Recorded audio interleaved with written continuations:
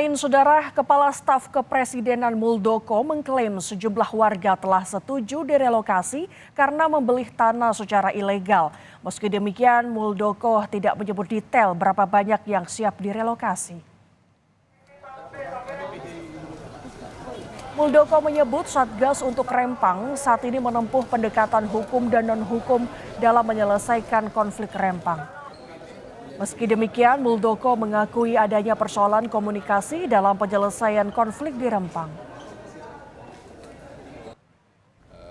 Saya pikir masyarakat yang memang salah membeli atau tertipu dan seterusnya sebaiknya menyerahkan saja.